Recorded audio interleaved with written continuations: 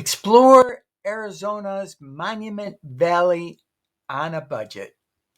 Have you ever thought where all those cowboy and westerns were made when you were a kid?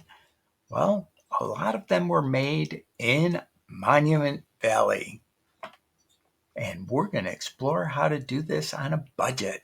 This is from the View Hotel, and you could stay at the hotel, or we could go to the campgrounds. And there's more about the campgrounds. And right there, here's a view of the campground. There's both RV sites and tent sites available. Call this number. You'll find out what their rates are. They don't come up on the website. Another thing with the View Hotel is there's 2 trading posts. This is the lesser of the 2 trading posts I'm going to show you, and just from looking at it, it looks more upscale and more 20th century, 21st century, I don't know.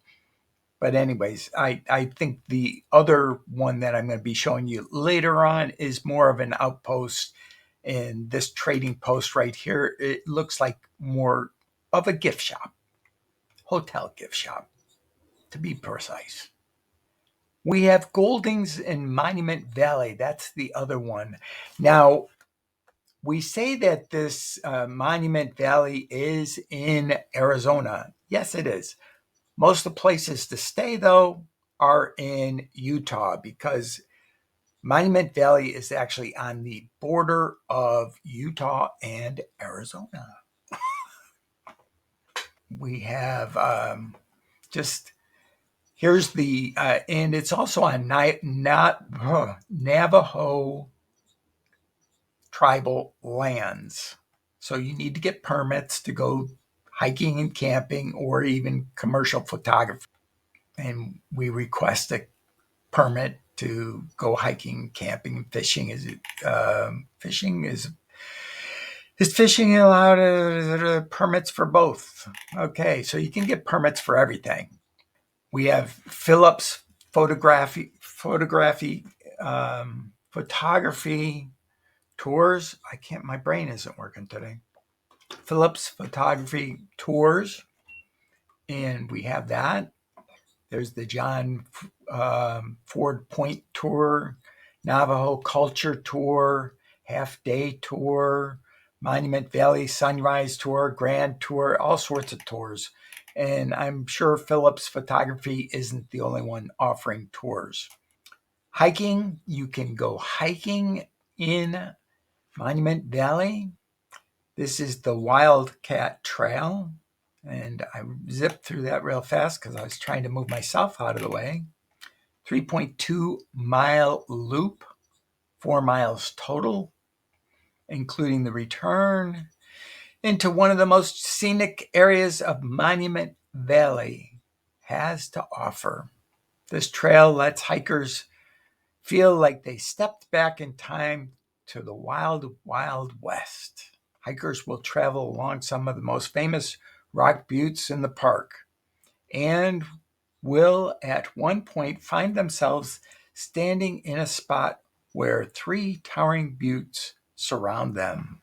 Wildcat Trail is the only self-guided trail in the park, but it offers some world-class scenery as it takes hikers for a walk through the world-famous Mitten Buttes and Merrick Butte. Read more. Well, you can come back and read that. Miles and directions. This is a Mitten Park Trail, another place where you can go hiking. This one looked like a little bit more difficult. It's approximately 3 miles, but level of difficulty is moderate difficulty. They didn't even say how difficult this one was, did they? Difficulty is moderate due to sandy sections. Okay, sand is really tough, especially on an incline. I've been on tough trails too. level of difficulty, moderate difficulty. One thing with hiking is make sure that you have a partner with you, and also make sure to bring plenty of water and stay away from snakes. TripAdvisor about Monument Valley Navajo Tribal Park. I thought this was great. The Mitten View Campground, we're going to get into that. Unfortunately, they've raised their prices, and this was back in 2014. I don't know what they are now. We can book a tour, $95. Here are quite a few of the tours available. The Monument Valley Tour, 2.5 hours of Monument Valley backcountry. Sunset Tour of the Monument Valley extended back. What caught my eye the most, though, was a quick review by Julie B. Monument Valley appears so familiar as it has been used for so many movies. We chose to drive the loop. Now that's a budget way to do it, rather than take the tour. And I'm so pleased that we did, as the tour is pretty expensive and seemed to be quite rushed. The road is pretty rough going and should not be attempted by low ground clearance vehicles. So a heads up to you people that are driving around on your Ferraris, and you might not want to drive through there. Now, this is more about John Ford Point. It was named after the director John Ford, who did so many Westerns in Monument Valley. The trading post that I think you really should check out, the Goulding's Monument Trading Post, rated number 2 on Stacker's highest rated museums in Utah. Look at that. Now, that says trading post all over it. Where the cultures combine, they've shown the old stagecoach, memories come to life. Less commercial, more of a trading post feel I get from these pictures. They have a whole ton of pictures that'll carousel through the bottom of this video, and we'll just let a couple go through, and then we'll highlight on one of them. How about that one? And there's somebody's. So it's cordoned off so that you can't go and touch, which you really shouldn't anyways, somebody's kitchen back in the olden days. This is Mitten Buttes. See, 2 mittens, Mitten Buttes. That's why they look like mittens, and that's how they got their name. I thought you might like to know that. And this is what I was talking about. Here's the northern border of Arizona, and here's Utah. Places to get pictures: Monument Valley View. Nice looking place to get a picture.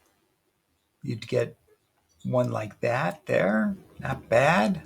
Have Artist Point, a little bit different vantage point. Rooster Rock. Look at that. That looks like it might be part of the mitten right there. Ear of the Wind. Pine Tree Arch. Oh, I wonder what's up on. Are these pine trees up there? Who knows? Stout Arch. There we are.